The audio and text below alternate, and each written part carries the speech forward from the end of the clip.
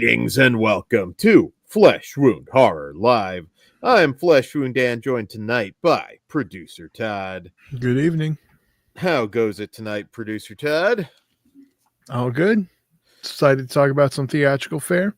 Yeah. We've got just a programming note off the top. We will be back again live this Wednesday with our traditional time slot for Flesh Wound Horror Live.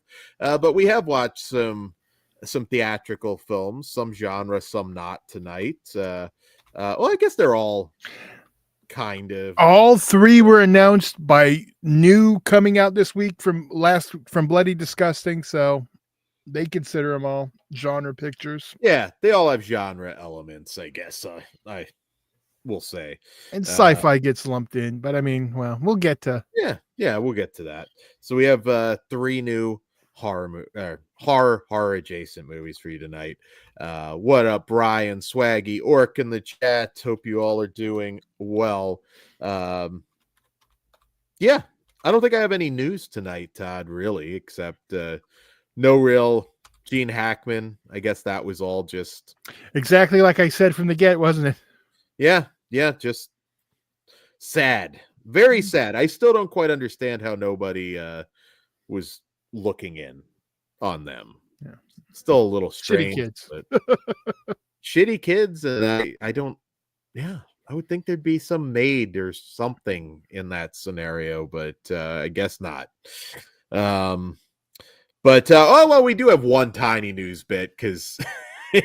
And what's now like years and years and years in the making, we're finally getting Fright Night 2 and the Prom Night sequels, 976 Evil 2.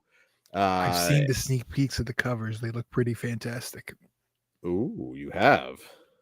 Okay. That's really cool. Well, I'm most excited for Prom Night 2. I'm very, very stoked. 2 and 3 are the two I'm most excited to see remasters. Although there was that MGM remaster too that still looks beautiful, but then they regress back to that other one that they play on all of the digital ones. That's the crappy version. Yeah.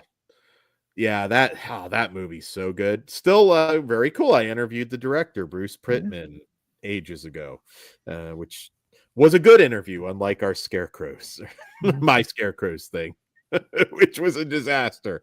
But Bruce was really nice, and I'm kind of curious if they get him on the special features. I hope they do, because I thought he had a lot of good insights into that whole production. So yeah, we got some big releases coming soon. There's not a lot left as far as like marquee titles that people keep asking for. We got Hitcher, we got Prom Night 2. There's not a lot left. Like I hope we get Cast a Deadly Spell. That's probably. I don't think that's on the huge request list. That's a big one for you, but the big one for me. But like, yeah, that's kind of like what's left now. There's not those huge marquee titles anymore. And even that would be a Warner Archive title, if anything. I'm fine with that. Like, give me a solid release. I'm fine. All those HBO pictures kind of got ignored. If you look at it, that like all the HBO branded ones. So yeah, I'd like to get Necronomicon, Book of the Dead. That'd be nice if they could work that. I think people have like there's region free ones of that too. So there is. One's but like ones that have like no legitimate release, there's like not few left. And Fright Night's one of the last ones left, like without, well, technically even that had a legitimate release, but yeah. It finally happened. I think it was just a matter of stop talking about it and then it'll come true. Prom Night 3 is the one I'm the most excited because it's the one that hasn't had a upgrade since. Well, it has never had an upgrade. Laserdisc is still the best master for that because that's the only uncut one. Yeah, because they botched the Artisan DVD and released that one as the TV cut. Okay. So, yeah. Ben mentions Cast a Deadly Spell and Witch Hunt. Yeah, throw that out as a double feature. I'll be happy. Don't even need the extras. Just give me a good release of those because they really deserve it. But with that being said, we will jump right into our movies tonight. Once again, programming note, we will be live on Wednesday with our traditional Flesh Wound Horror Live. But our first film tonight Oh, from jeez. Hold on, Dan. extreme close-up. There we go. Now playing in theaters, our first film tonight, Mickey 17 from director Bong Joon Ho. And in this film, adapted from the novel Mickey 7 by Edward Ashton, this stars Robert Pattinson as an expendable, a disposable crew member on a space mission selected for dangerous tasks because he can be renewed if his body dies, with his memories largely intact. With one regeneration, though, things go very wrong. So Mickey 17. So Bong Joon Ho, of course, that big upset, Parasite, winning Best Picture. Huge moment. I know we were very excited to see it take that home. And this movie has been in production for a long time. It's actually been delayed for a year. It's been completed for, I think, a little more than a year, actually. And I know we were all really excited to see it. I mean, Bong Joon Ho, of course, the host. I mean, he's made some absolutely fantastic movies, and I'm always excited when something new comes out. I mean, Snowpiercer, Memories of Murder is great, Mother. He has a very solid record as far as his films go. So I did not read the book. I have no, I can't really say how accurate it is to the book. So this movie, amazing cast, Robert Pattinson, likable as ever. You're definitely rooting for him in this movie.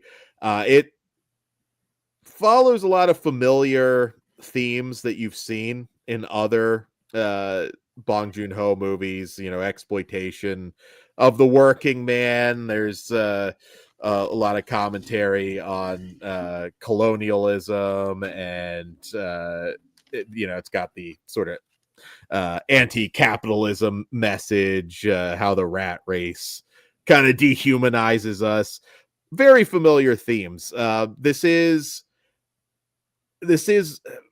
not like that, not really meant for a broad audience. You can tell this is the movie where I think they told Bong Joon Ho, like, you can make what you want. You just got us the Oscars, so you can take some risks and maybe we won't get too involved.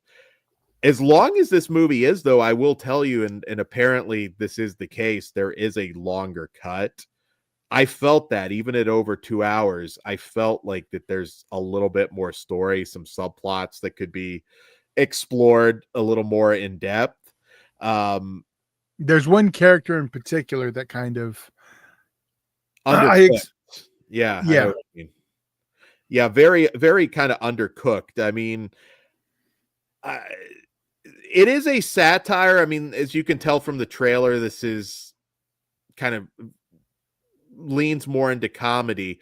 I thought everybody was great. I mean, Toni Collette, she always delivers. I think Naomi Ackie is great in this one. And again, Robert Pattinson, everything he's done since those Twilight films ended, he's become one of my favorite actors to watch. He's great in this. He's kind of doing a Steve Buscemi impersonation at times, and I really like it.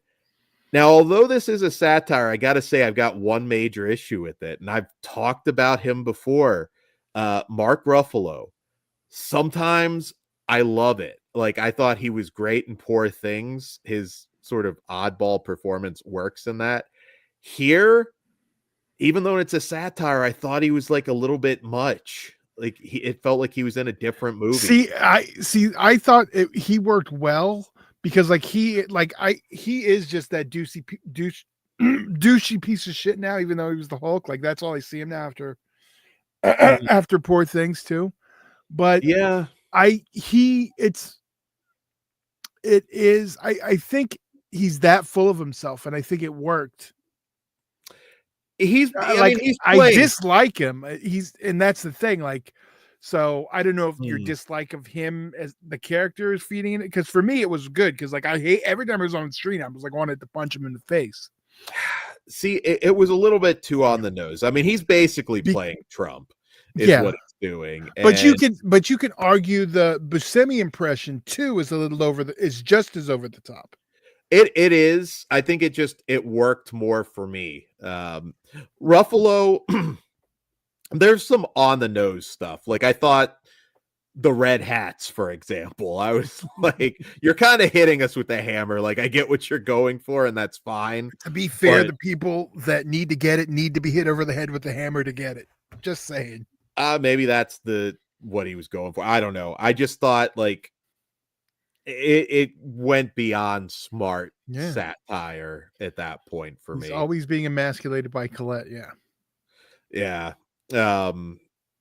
See, like Colette, I really enjoyed with the whole like the sauce. She was annoying me too, though. But I mean, that's what the characters were supposed to.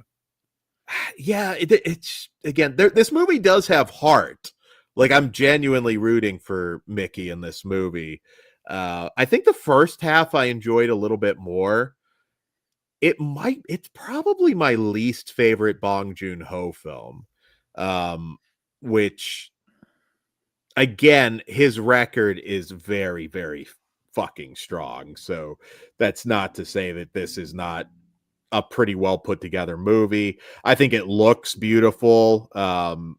The creatures, which I guess were based on croissants, from what I understand, that was kind of like the inspiration for the creeper designs, or the roly polies, as a lot of people are calling them.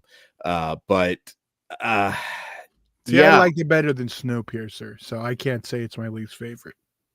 I like Snowpiercer more for me. That one's obviously that's more serious, and I think this is a different tone. It's like not the normal. He's playing with mainstream actors and mainstream money. No, and I feel like if we didn't have Parasite hitting like it would, he probably wouldn't have been able to make this film on the budget that he did. No, he probably would have made it, and it would have been a completely different cast of actors on a lower budget. I mean, coming, like if he would have filmed it, made it back home. I mean, it would have been. Ben says, here you go. Kind of reminds me of Oja. I see that actually. It all of his movies tackle a lot of the same themes. Like I said, exploitation of the working man and everything. This one just, like I said, I really was enjoying it at times. Ruffalo took me out of it. I don't know if that's just something about the actor for me. It could be. But he can be great. Like Dark Waters, for example. I thought very good in that. That's a different kind of movie though. Because the only really comparable, like over the part tops he does, it is you have Better Things. It's like probably the only like comparable. Poor Thing. Poor Things. Sorry, Better Things is the Mikey Madsen show when she was a little girl. And I know that he was distracting for a lot of people in Poor Thing. It was fine there. Here, I don't know. I felt like as a director, I would have been like, okay, we need to scale it back just a touch. Like, I get it. It's just you're more distracting.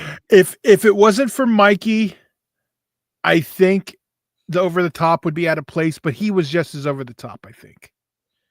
See, I get like you're not supposed to like him and all of that. Like I get it.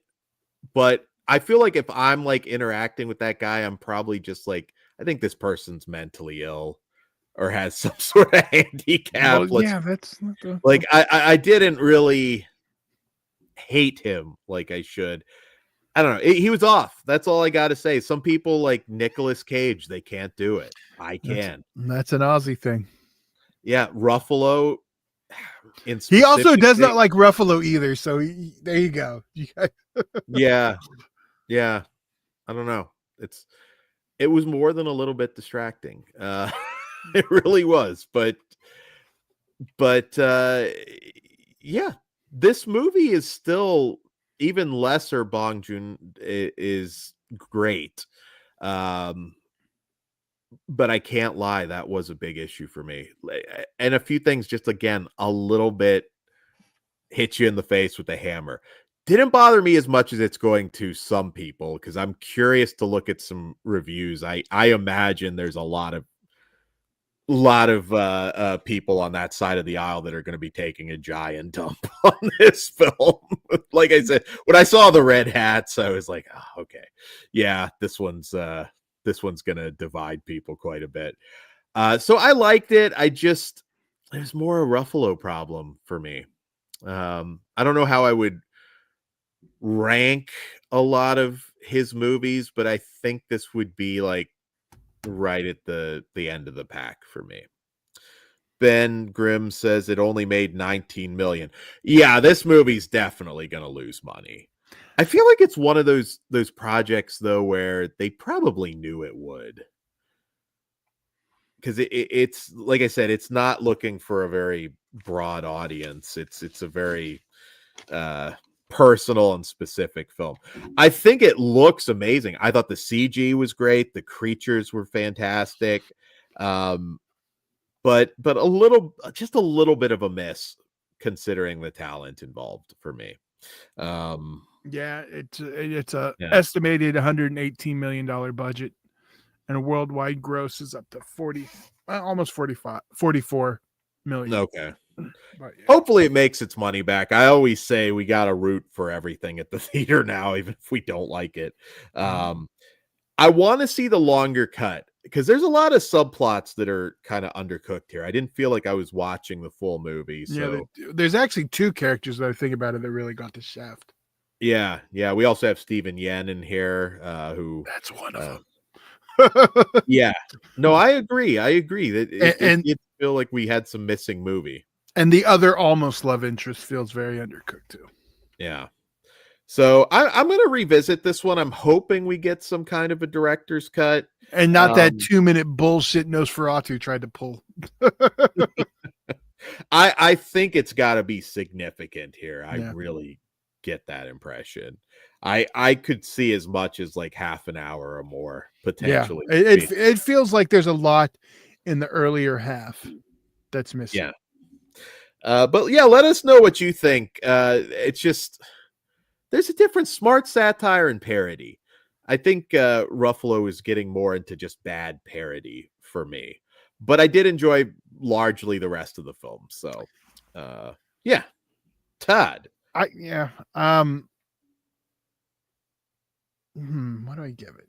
I'm trying to think because I did really enjoy it, but it's not his better films. But just overall as a film, I'm going to give it a 4. I had a good time. Okay, you're a little higher than me. I'm a 3.5, which again is a great rating for this director. Though there's a lot of 5s, the host. But yeah, I didn't have the issue with Ruffalo. You did though either. Okay. I thought it worked. Yeah, let us know what you think specifically in the comments.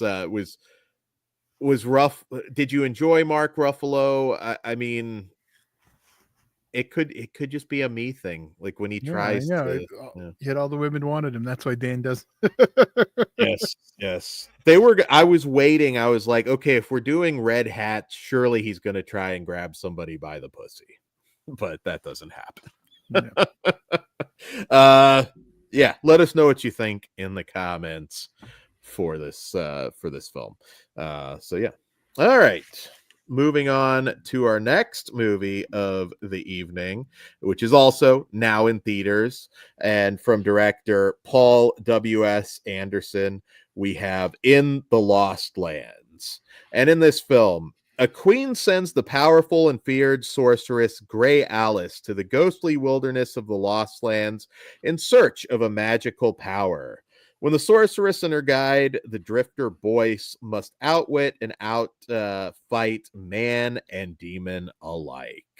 So in the Lost Lands, this is actually based on a short story by George R.R. Martin that featured the Grey Alice character and was meant to be a series of stories, but he never wrote another one. Said he would if this movie ended up being a hit. He ain't writing another one. He ain't writing another one. He can't finish Game of Thrones off. I don't think we're going to get any kind of a follow-up to In the Lost Lands. So when we saw this trailer, I know you and I both commented on it on previous shows. I was like, wow, this just looks like green screen central. And this, yeah, like 90% green screen with there are some sets, but this is basically just looks like a video game from beginning to end. And ooh. Well, yeah, this was shit. I'm just gonna pull Ben's up. Wanted to tap out on Lost Lands, way too stylized. Okay. Almost walked out of the theater on it. Like at a certain point, I flipped it. I knew I was watching a piece of shit, and I was just laughing at how bad this shit was. Like, I felt bad for Bautista. I felt bad for fucking Milla. I was like, this is just like, are we serious? Like, this is Paul P. fucking of shit W.S. Anderson has been a hack from the get-go. I'm gonna push. He's been a hack from the get-go. Event Horizons, really. He's been a hack from the get-go, and this is just like further proof. This is just like, oh my god, like what the fuck is like? How did he watch? Like he's like, this is gonna be the franchise master. Like what the fuck was he? Who the fuck put Bautista? You lost your Oscar because of this garbage. Like what the fuck was I watching? Dan, are you gonna surprise me and this was some kind of fucking sci-fi masterpiece to you, or are you gonna be living in reality? Oh no, I am firmly in reality on this one. It's pretty bad. Again, the trailer looked bad, so it wasn't it's not a case of where I'm disappointed. It felt like Milla Jovovich, who is still fun to watch. Like I like Milla, so I can watch her for 90 minutes even in a bad movie. I'm same. Like I like Bautista too. So like Bautista's a very good actor. This felt like a big step back for him, though. I mean, he's still, I think, based on what he looks like, he's still going to kind of be that mid-level action guy. But Killer's Game, I thought, was a gem. I had a lot of fun with Killer's Game. This is a huge step back. The script is a fucking mess. It's just, it's essentially a Western. It's got this sort of Fury Road look about it, but again, all digital. It's just very artificial. There's maybe one kind of okay action scene on a train. Other than that, like there's not even a whole lot to point to there. The script all over the place. It's a poor man's Fury Road with supernatural elements, too much slow motion, and twists and turns, character stuff that makes no sense. I can see George R.R. Martin just wanting this to go away. I think Milla, even sleepwalking through the role, is fun to watch. She must have found out early in this production how big Bautista's dick was, and she's just disappointed and angry about it. Because she's just like, yeah, whatever. I guess that's all that fuss for nothing. Yeah. I'm gonna say this about Event Horizon. Well, I know you're a fan of it. Here's the one difference: he didn't write it. So yeah, that's true. So and you can go with Broken Clock, write twice a day. Either way, I'm just putting it out there. Hack. He didn't write Event Horizon, so take that for what you need. Yeah, you're not a Mortal Kombat fan. Because I thought for 95 he did a fairly decent job with that. Never was. Could have used. I don't like his Alien movies either. I don't think they're very good. I know Kruger loves them, but Paul W.S. Anderson. Yeah. What are we talking about here? His Alien movie, Alien vs. Predator. Okay. You know what I mean? Yeah, you were confusing me there. I wasn't sure. I'm just saying he's a hack. I see again. I like the early Resident Evil movies. I thought the last one was really a candidate for his worst film. And not anymore. No, not anymore. Alien versus Predator, that movie's got a lot of issues, but I'm gonna say studio too. I think but you know what? You can't. Every one of his movies is a fucking hacky piece of shit. You didn't like Death Race? I thought Death Race was fine. Okay, again, broken clock twice a day. So, but did he write it? Maybe I think he actually did write that one. But but he's never made a great movie. Name a great movie he made. Event Horizon. Well, by far is shit on it. Yeah, but I don't think it's a great movie because a lot of it is what people want to see that what they didn't get. So even the version that is not a great movie. I'm still gonna say I like Event Horizon's a great movie. I'm looking at his filmography right now. I didn't mind Monster Hunter. I thought that was a fun, dumb, that's again one of those that was able to have fun with. You're right. Soldier, good action movie. I don't think his filmography is as awful. There's more bad than good though. Well, this is, I think, his worst. The only other candidate is that last Resident Evil movie, which I thought was pretty bad. This though is next level bad for him. This felt like something that was put together with AI. It really did. It just felt like very artificial. There's no excuses for the writing, even if you can overlook the digital look of the film. Like, the writing is just awful. Cast does their best, but there's not a lot here to recommend. There just isn't. What do you say, Todd? Well, Ben asks, are you pumped? He's doing House of the Dead next. I'll talk about that. Let's rate it, and then we can talk about that briefly. Because I am a 1 for Bautista and Milla. That's it.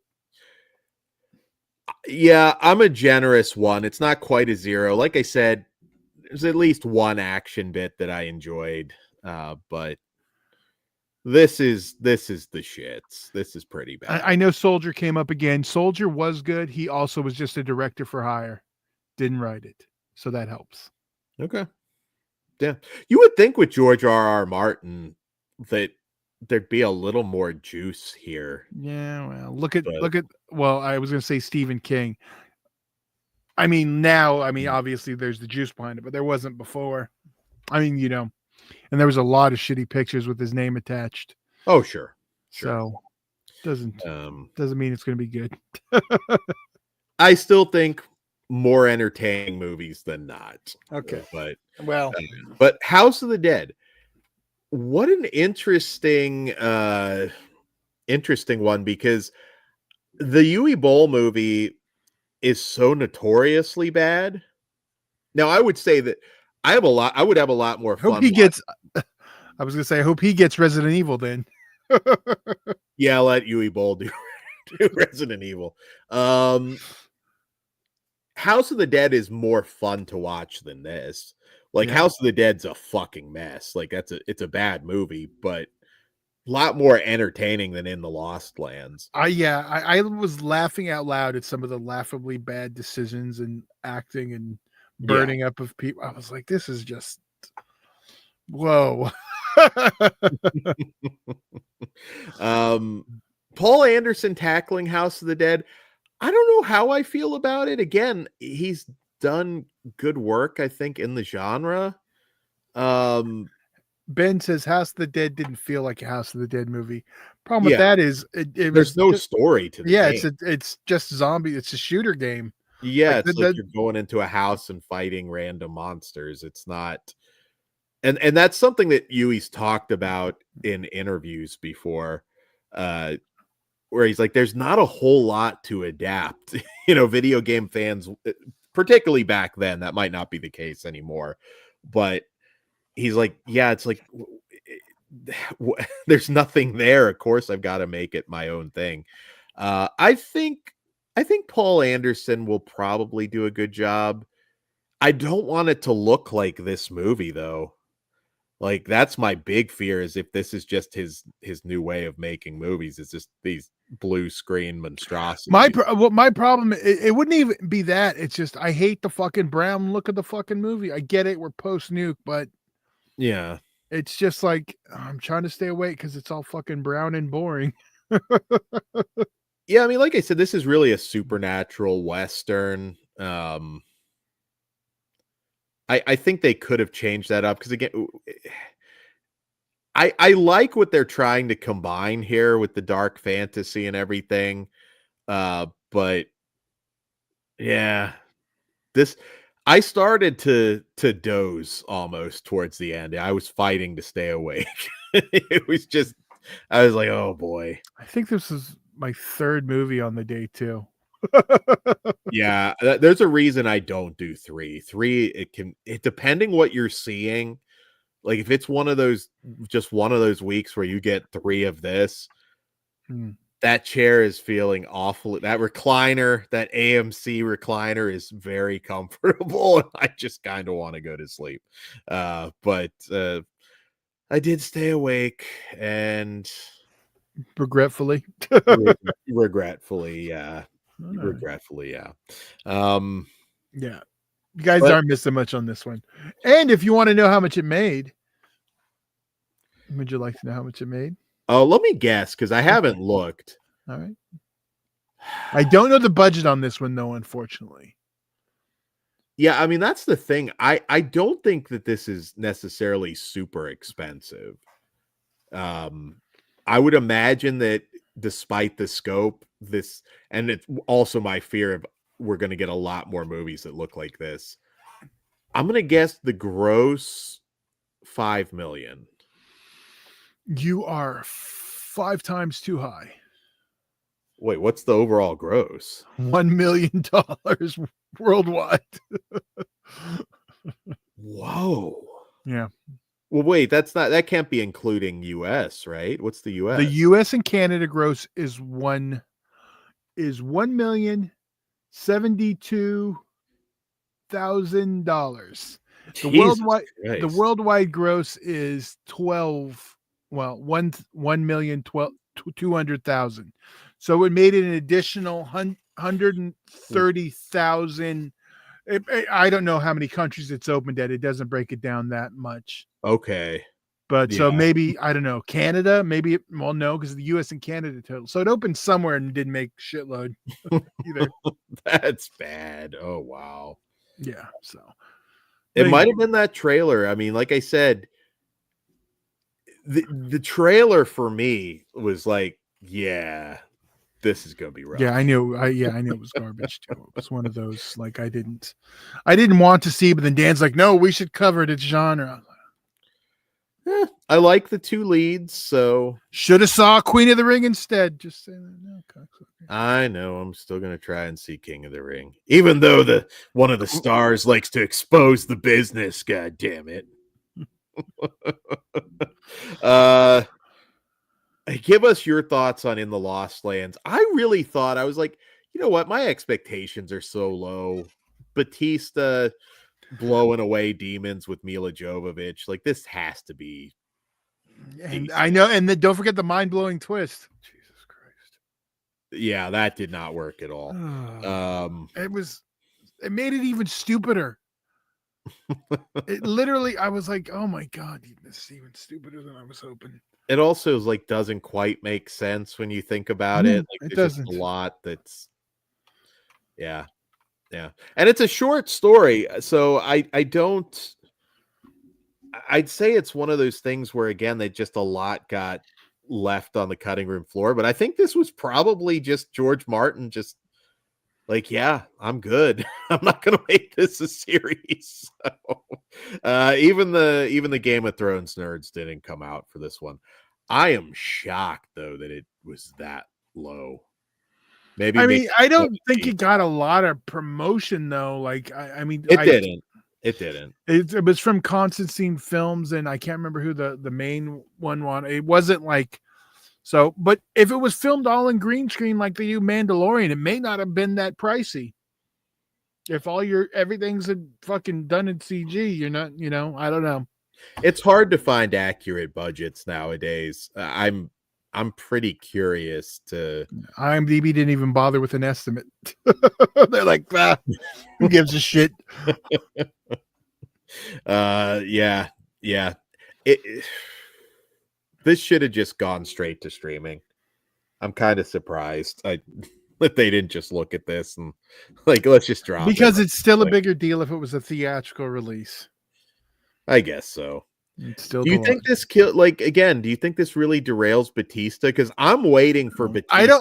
I don't think there's like, with the way the industry is and everyone getting flops, I don't think it matters. I don't think it's going to hurt him. You know, I want to see like Bautista's Shakespeare in Love. I want him to be the wrestler that just gets, and I think it's going to happen. I really do. I want to see him like in a rowboat in Paris, like just romancing Gwyneth Paltrow. Like, I want that for Bautista, but if he keeps making fucking turds like this, it's never going to happen. Well, now he's skinny Bautista. As Ben just pointed out, this is the last of the big Bautista movies. Skinny Bautista from now on. He was a little slimmed down in this, actually, too. But not as much as now. Maybe not quite, but I do feel like they were kind of... With his wardrobe, it's still, easier to... Yeah. So we'll see if Twig Bautista can get that Oscar. Oh, I thought you were going to say something else, Danny. Worried me for a minute. All right, let's do our next film. Our final 1 star. film. Just to recap something. Oh yeah, 1 star across the board. All right, so this is kind of a weird series of reviews tonight because I mean we've also got up next a Clive Barker inspired kids animated movie, Night of the Zoopocalypse, from co-directors Ricardo Curtis and Rodrigo Perez Castro. And in Night of the Zoopocalypse, a wolf and a mountain lion team up when a meteor unleashes a virus, turning zoo animals into zombies. They join forces with the other survivors to rescue the zoo and stop the deranged mutant leader from spreading the virus. So Night of the Zoopocalypse is based on a Clive Barker short story for a graphic novel that didn't come out, from what I recall, called Zombies, which we also got the Asylum Zombie movie. So, which I do recommend the Zombies movies. It's Zombies, Zombies 2, and Aquarium of the Dead. Fun, dumb B movies. Watch those instead of in the Lost Lands. Highly recommended. And somehow still feel more expensive. So Night of the Zoopocalypse. I wasn't too sure. Like, honestly, I don't think we would be reviewing this here if it wasn't for Clive Barker's name being attached to it. But I'm glad I did.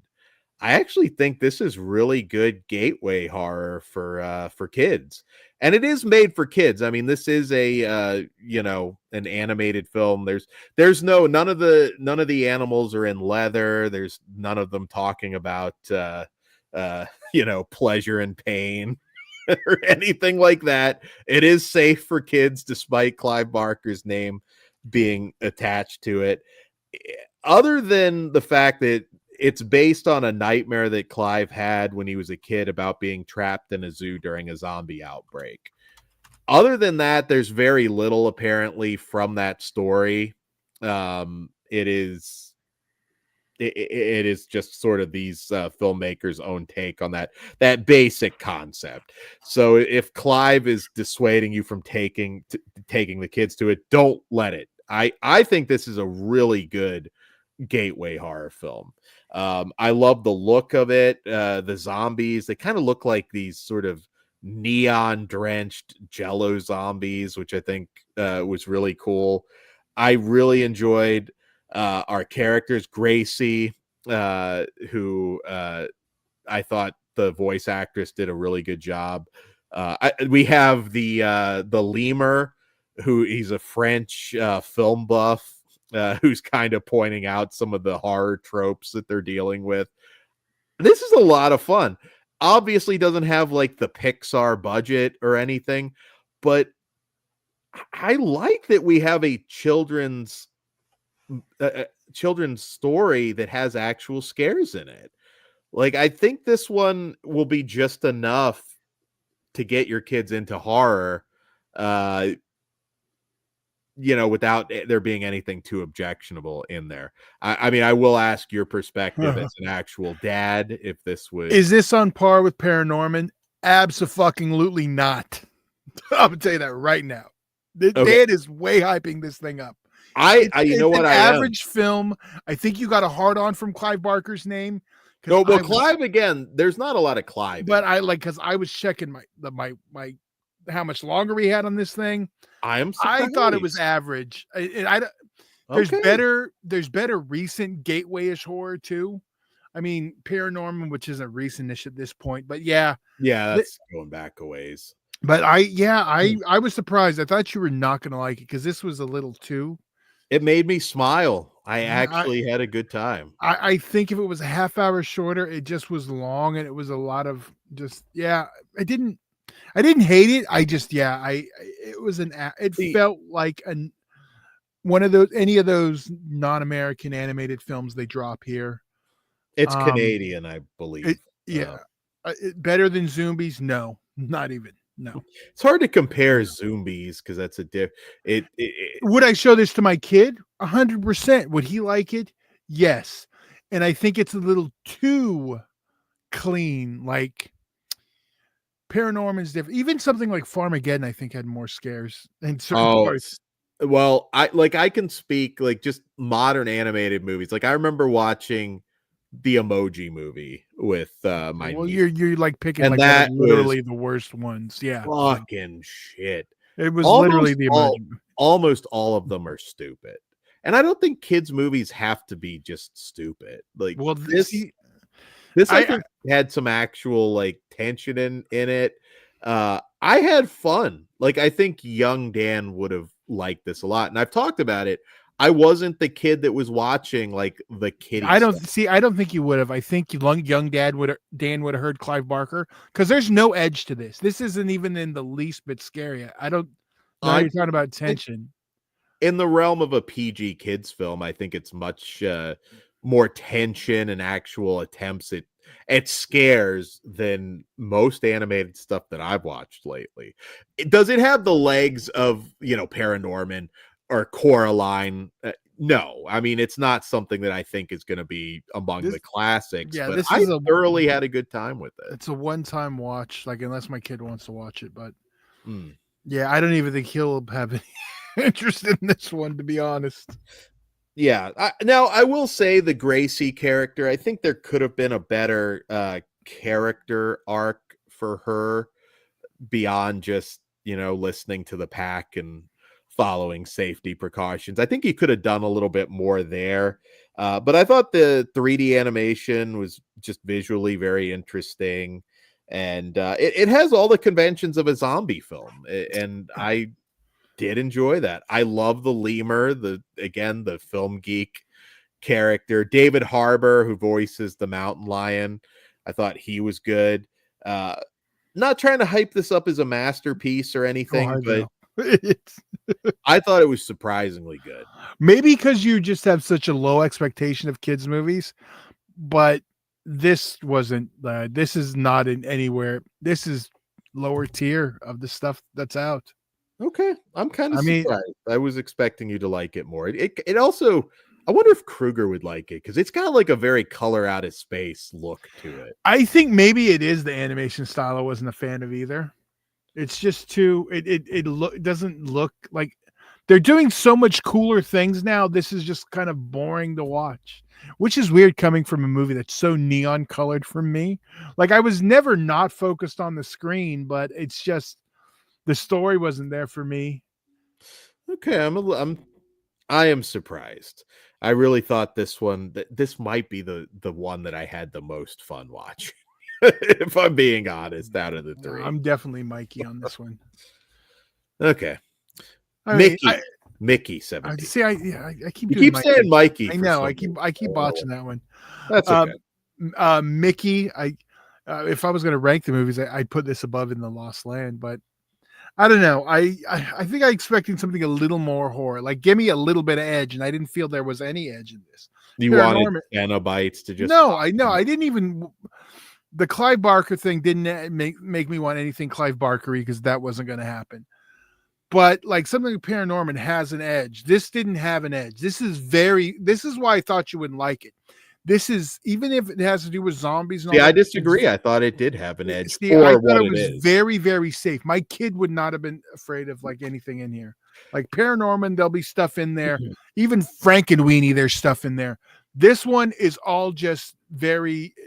I don't think the zombies look scary. I think they have a cool look. I will give it that. Okay. But yeah, and I think it and mine. Yeah. I just feel like, yeah, maybe I'm wrong. Maybe when I show it to him, he'll be like, yeah. But well, you're coming from a dad's perspective, so that's interesting. I would, if this was put in rotation, I probably would start to get annoyed with it. Like if this was one that he watched over and over and over. Now see something like the Emoji Movie or shit like that. My kid's not that dumb, so don't worry about it. Todd, if your kid likes the Emoji Movie, he will grow up to be an idiot. I see Pitt. Greetings from Norway. Hello, Pitt. Hey, what up, Pitt? Good to see you, man. We're talking about Night of the Zoopocalypse. Yeah. Well, I'm not recommending. I mean, if you got kids, it's fine to take them. That's my thing. Like, yeah, there's worse things you could watch, but there's also better things. I mean, this is definitely not one I felt was made for both. Like, you watch a Pixar movie, there's stuff for the adults and the kids. This is made for the kids. Maybe that's my problem with it. It didn't feel like something made for both. Yeah. Yeah. Chris in the chat, I think you will enjoy this. Yeah, well, my kid is bad about it. So Pitt, we need the Christmas cruelty, like kid-friendly animated film. No, we don't. I want to see that. We don't need a kid-friendly. It can be animated, but it doesn't need to be kid-friendly. I don't know. It's a challenge more than anything. Yeah. We need I want to see that. I want to see what that looks like. The softer side of Christmas cruelty. Baby's kids. We'll have to do that one on Hood Approved soon. We'll do an animated one. You know what? Do we got a Hood Approved Juniors episode?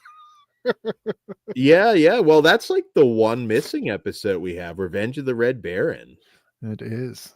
I feel like we need to redo that. I don't know why that got lost. I can't. It was a thing with the streaming stuff we used before this. Yeah. And then it got like, it was a whole thing. Yeah. Unfortunately. So we'll have to do a redemption stream because I think that's worth talking about. Yeah. Tobey Maguire and Mickey Rooney. I mean, come on. Yeah. We'll do a juniors. That'll be our Halloween one. We'll do this. Yeah. There was a Friday cartoon on G5. Yes. Or G5. See, you got me to G4.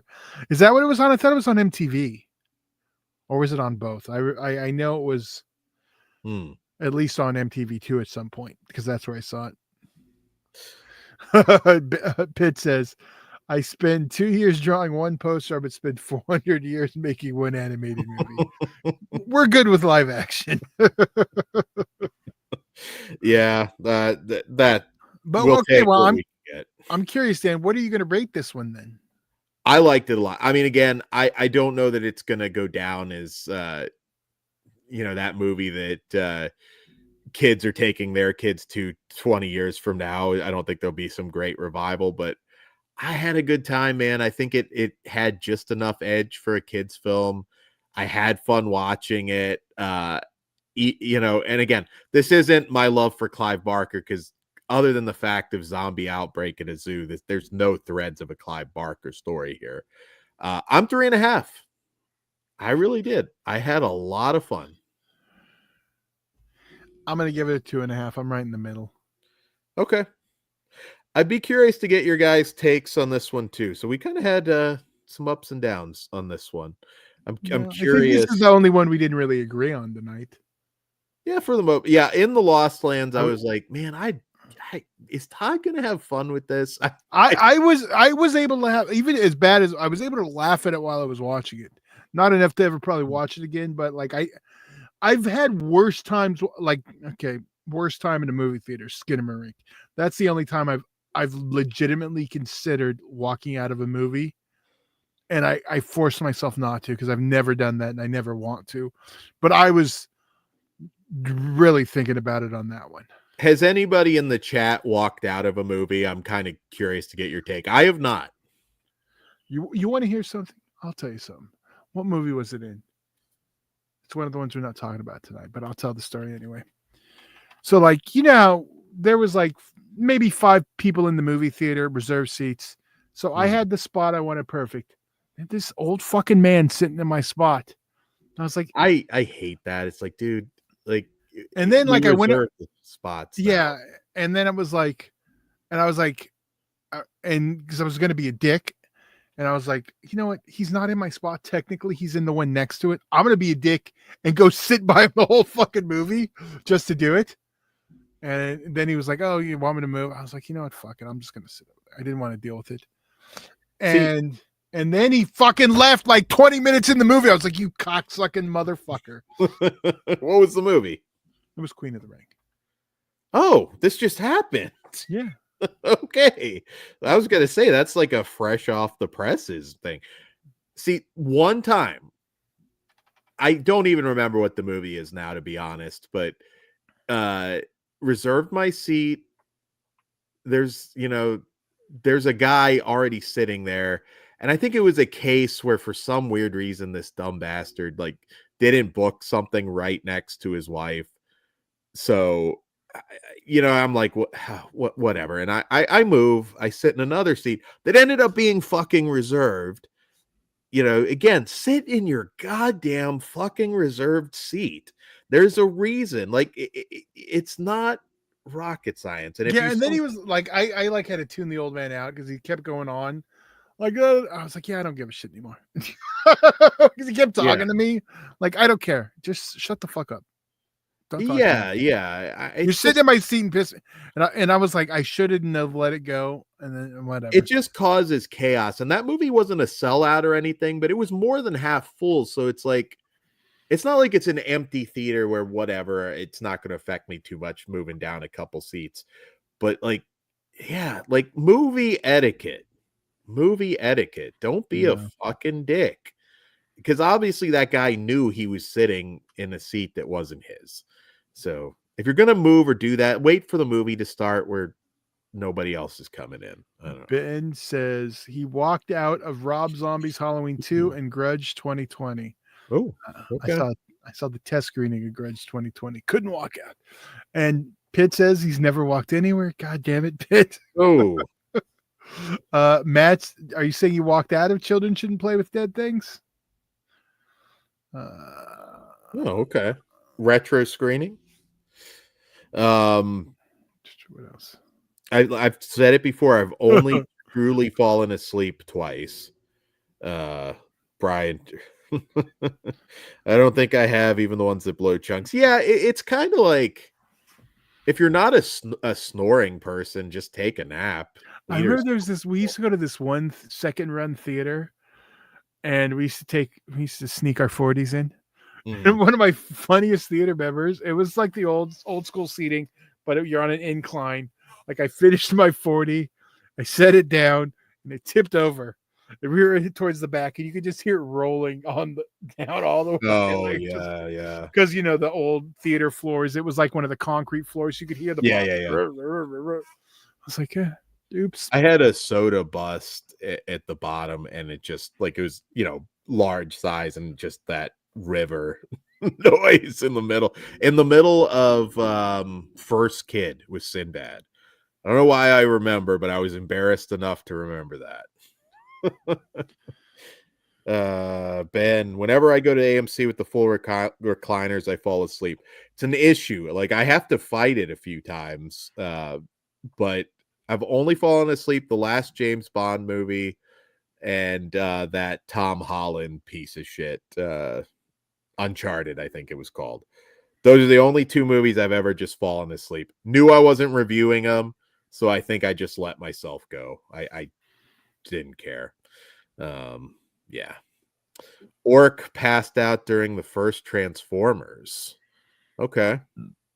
Yeah. I can kind of see that. I guess I'm not a big fan. Well, he must have already saw Megan Fox finish his business and had his post nap. Yeah. What happened, Orc? Did you just walk back to the restroom and then say there was extra butter on my popcorn? All right, I think that's he's trying to get a refill and the tub is just sticking to his hand. Right. Can you just pour it? Well, we're not a Patreon. I don't know what I started. I should have thought better. Yeah. We should start rapping. Yeah. Well, it sounds like Ben falls asleep a lot. Yeah. I'm annoyed, even with the AMC A-list, where I can argue I'm paying the monthly fee and I could justify maybe just falling asleep if it's that bad. But nah, I'm still gonna stay awake. Well, there's more Transformers. Went to the midnight screening of the first Transformers, and a whole group of us fell asleep. Funny because we woke up at the credits, where the one thing we all remembered was how hot Megan Fox was.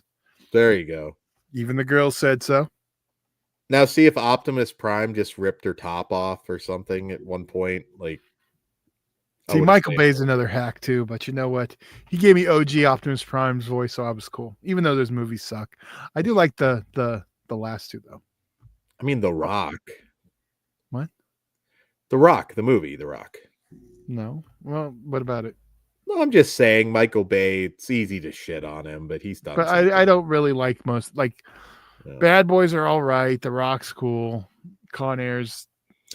You know, the one that nobody saw, The Island. The Island. Oh good. Yeah, because the ripoff of Clonus. Yeah. Nobody went to see The Island. Like, but I'm like that. I enjoyed. I thought that was. Didn't he get sued too because of Clonus? Also, even. I think he might have had a lawsuit over that. Because that's the first thing I thought it was a fucking ripoff, but then I could have swore it got sued too. Yeah. All right. Well, with that being said, I guess we'll wrap now. Guys, once again, we will be live Wednesday with more reviews. We got The Rule of Jenny Penn, Unspeakable Beyond the Wall of Sleep. Oh boy, is that going to be a fucking review. And St. Patrick's Day Massacre, Butcher's Bluff. I'm forgetting one. Yeah, one more. Come on. What did I miss? I think I am, or did I name them all? No, you missed one, and I'll tell you what it was right now. Yeah, I'm missing one. I'm failing at life right now. I know. It was you said that one. I think I said them all, Todd. I feel like I said them all. Cannibal Comedian, the Screambox one. Okay. So yeah, tune in. We'll be live once again on Wednesday, and you won't fall asleep during Flesh Wound features. Yeah, we should be at full force, all 4 of us. All 4 of us, yeah. So we'll be back for that. Also, region free in a few days, which Dirk just reminded me in the chat. I'll be on that, and check out the Dead End Drive-In that we just posted for Italian Connection and Vice Squad. On that note, guys, we'll see you back here live Wednesday. Have a good night. Money's on the dresser.